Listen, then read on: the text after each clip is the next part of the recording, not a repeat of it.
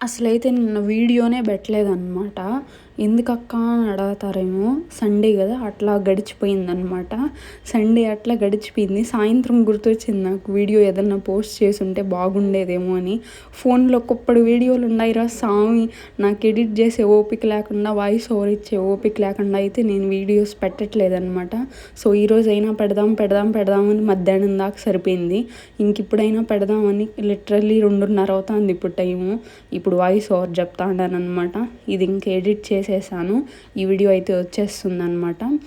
So, ఇదైతే బెండకాయ fry అనమాట. పిల్లలైతే ఇష్టంగా తింటారు ఇట్లా చేసి పెట్టినామంటే.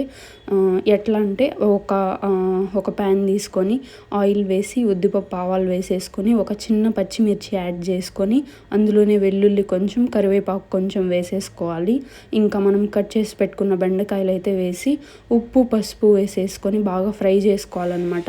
ఆ ఆయిల్లోనే ఫ్రై అయిపోవాలి. ఇంకా మనం ఎక్స్ట్రా ఆయిల్ కానీ వాటర్ కానీ ఏం యాడ్ చేయకూడదనమాట. సో, ఇలా చేస్తే మాత్రం పిల్లలైతే ఇష్టంగా తింటారు. మా లడ్డు బాబుకి అయితే చాలా ఇష్టం అనమాట. బెండకాయ ఫ్రై చాలా బాగా తింటాడనమాట.